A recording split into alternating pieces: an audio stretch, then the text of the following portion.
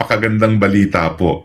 Natanggap ko po ngayon ang resolution galing sa opisina ng Piskalya ng Quezon City kung saan ibinesura po ng Piskalya ang demanda ni Trililing laban sa akin para sa cyber libel. Kung maalala nyo po sa kasagsagan nung debate tungkol dun sa di umano secret agreement daw na pinasok ni Presidente Duterte na naging dahilan kung bakit naging mapayapa yung pagde-deliver natin ng pagkain at iba pang humanitarian assistance dyan sa Sierra Madre sa Sierra Madre, no? Nagdemanda siya ng cyber libel dalang sinabi ko, "Hoy Trililing, excuse me, hindi nawala ng teritoryo ang Pilipinas ni isang inch ng teritoryo ang Pilipinas nung panahon ni Presidente Duterte." At pinaalala ko sa kanya na ang nawalan tayo ng teritoryo ay panahon ni Pinoy kung saan siya itinalaga bilang isang special envoy na walang permiso ng Senado ng mga panahon na yon dahil siya ay nakaupong senador. At dahil nga dun sa maraming mga pagmi-meeting niya na hindi naman natin alam kung anong pinag-usapan nila, talagang walang nakakaalam kundi siya lamang at saka yung ating dating ambassador to China na si Ambassador Brady na nagsumite ng Brady Notes kay dating Senate President JPE, yan yung mga meetings na naging dahilan, no? Siguro kung paano nga nawala sa atin ang Scarborough Shoal. Alam nyo hanggang ngayon, denial king itong si Trililing na hindi raw nawala sa atin ang Scarborough Shoal, pero kung babasahin nyo ang lahat ng mga nakasulat ngayon tungkol sa Scarborough Shoal, sinasabi talaga na nawala ang possession ng Pilipinas sa Scarborough Shoal nung panahon ni Pinoy. So hanggang ngayon po, hindi binibigyang linaw ni Trililing kung ano ba talaga ang naging kasunduan. And yet, siya yung nag-aakusa sa akin na sinabi ko daw na nagkaroon ng secret agreement ang Presidente Duterte sa mga Chino. Wala naman pong secret yan. Yan po ay inanunsyo publicly ni dating Defense Secretary Delfin Lorenzana at sinabi rin ni Presidente Duterte na meron silang kasunduan na as is where is o di naman kaya yung tinatawag na status quo agreement. Walang gagalaw, in other words, para merong kapayapaan. Hindi tayo gagalaw para ayusin, pero at the same time, hindi gagalaw ang mga Chino para hadlangan yung pag-deliver ng pagkain, tubig at iba pang humanitarian assistance sa ating mga kasundaluhan sa Sierra Madre. Now, ang punto niya, siniraan ko daw siya nung sinabi ko na unang-una na nawalan tayo ng teritoryo matapos siya maging na talaga na special envoy to China. Di ba totoo naman po? Talaga naman pong yung desisyon ng China na kunin sa atin ang posisyon ay matapos na tinalaga siya ng Presidente Aquino bilang special envoy to China. At ang problema po wala pong pananagutan. Kasi nga unang-una hindi siya nagpaalam sa Senado na gagawin niya yung katungkulan na yan. Labag po yan sa separation of powers kasi ang mga senador ay legislative. Ang larangan naman ng foreign affairs ay executive. So dapat talaga yan, humingi siya ng permiso sa Senado mismo, no? Kung hindi kay dating Senate President sa plenaryo na siya ay tatayong bilang isang special envoy. Kasi yan po ay isang prohibited position sa ating saligang batas. Kasi ang mga senador hindi dapat tumatanggap ng kahit ano pang ibang posisyon sa gobyerno bukod dun sa pagiging senador, no? Pero tumanggap siya. At talaga naman po hindi makakaila na secret talaga yung mga nangyari sa mga negosasyon. Hindi ko po alam kung ilang beses siya nagbalik-balik, pero mahigit 20 po na nagbalik-balik siya sa China at hanggang ngayon, napakatagal ng panahon na nakalipas, hindi pa niya isinasa publiko kung ano talaga naging kasunduan nila ng China. Basta ang alam lang natin, matapos yung napakadaming pagmi-meeting niya, nawala ang Scarborough sa atin.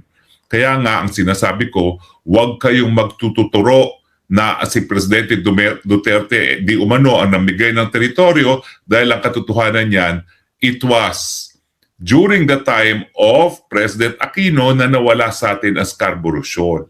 At bagamat tayo po ngayon ay pinangingisda ng China, yan din po ay resulta dahil doon sa pag-uusap ni Presidente Duterte kay President Xi Kaya hanggang ngayon po ay hindi naman po nagrereklamo ang mga mangingisda natin at nakakapaghanap buhay po sila dyan sa boro na tinatawag. Alam ko po yan kasi mga mangingisda dyan, nung panahon na pinagbawalan sila, nung panahon ni Aquino na mangisda dyan, sila po yung naging kliyente ko. Kilala ko silang personal kung sino sila. Hanggang ngayon po, meron akong 2 freezer na ang laman ay libreng isda dahil yung aking mga kliyente, mga mangingisda ng Scarborough, hanggang ngayon, nagbibigay po sila ng isda kapag sila po ay nakakahuli. No? At ang nakakatuwa nga po, hindi ako pumupunta ng Masinloc para kunin. Nagtotoka-toka sila para magbayad ng isang tao na dalhin sa bahay ko. At 2 freezer po ngayon ang meron ako sa aking bahay dahil nga po sa daming isda na binibigay sa akin ng aking mga kliyente na galing po sa boro. No? At yan naman po ay bilang pagkilala nung panahon na sila po ay naiipit at nawalan ng trabaho, gumawa po tayo ng legal na remedyo laban sa China. No? Naghain tayo ng complaint dun sa UN Human Rights Committee na nagsasabi na pinagkakaitan sila ng China na karapatan na magkaroon ng kabuhayan. At bagamat walang decision dyan sa naging kaso na yan, hindi naman natin makakaila na matapos masampay ang reklamong yan, pinayagan muli ng China na makapangisda ang ating mga mangingisda. At nung nagkaroon nga po ng arbitration, ang sabi ng arbitral tribunal, lahat ng mga mangingisda ay may karapatang mangisda dyan dahil merong historic right to fishing. So lahat ng mangingisda kay Pilipino, kay Chino, kay Vietnamese ay po pwedeng mangisda dyan sa boro. Dahilan na hanggang ngayon po ay naghahanap buhay ang ating mga kababayan dyan. Well, ako nga po sinasabi ko na sa mga Chino bakit pa ba kayo kailangan mangisda dyan? Ang gawin nyo na lang, pondohan ninyo ang isang modernong fast freezing facility at saka i-improve nyo yung port facility ng Masinloc para hayaan nyo ng Pilipino ang mangisda, hayaan nyo ng i-fast freeze ang mga isdang nahahanap dyan, nahuhuli, at i-export sa China. Dahil mayaman na naman mga Chino, hayaan na nila mga Pilipino lang ang mangisda dyan sa Scarborough. At sila kain na lang ng kain dahil meron naman silang pambayad, di ba? So, pero hindi po pwedeng mangyari ngayon yan dahil nga sinira na ng tuluyan ni Marcos Jr. ang ating relasyon sa China. At mukhang wala na pong pag-asa na ma-repair sa near future itong relasyon nito hanggang nakaupo po ang Marcos Jr. Dahil ginagamit ng Marcos Jr. ang China ngayon para takutin ng mga Amerika na kapag hindi sumaklolo ang Amerika sa Pilipinas laban sa China, hindi nila magagamit ang ating bansa bilang unsinkable warship laban sa China. No? Well, tingnan natin kung ano pong mangyayari dyan dahil bagamat umiinit na naman ang relasyon ng China at ng Amerika, ang katotohanan po, paulit-ulit sinasabi ni Junior, hindi pala ni Junior, paulit-ulit sinasabi ni President Trump na hindi siya interesado na makipaggera kahit kanino at ngayon nga po pine-pressure niya itong si Zelensky na tapusin na yung gera sa Russia. Samantalang noong mga unang panahon, ang mga Amerikano nagsasabi, sagot ka namin Ukraine, lumaban ka. Ngayon ayaw na ni Trump dahil alam niya na ang nagbabayad ng gera ay mga Amerikano. So sa tingin ko rin po, hindi papayag si President Trump na kapag nagkagera dahil nga sa Taiwan, ang Amerika magbabayad. Kaya nga po, bigo si Marcos Jr. ngayon na umasa sa kanyang pag-asa na kahit gaano pa siyang kapalpak bilang isang presidente, susuportahan siya ng mga Amerikano. Dahil unang-una, alam naman natin lahat, si President Trump po ay mabuti at matalik na kaibigan ni Presidente Duterte. Hindi ko nga po alam kung kailan gagalaw itong si President Trump na yung kanyang kaibigan pinakulong ng ICC na talaga namang galit na galit si Trump dyan. Dahil ang sabi niya, paparusahan ko, isa-sanction ko lahat ng kahit sinong makipagtulungan sa ICC laban sa ating mga kaalyado at kasama naman sa kanilang mga alyado ay ang Pilipinas. Hindi lang dahil tayo kanilang treaty ally, kundi dahil na rin sa malapit na pagkakaibigan ni President Trump at ni President Duterte.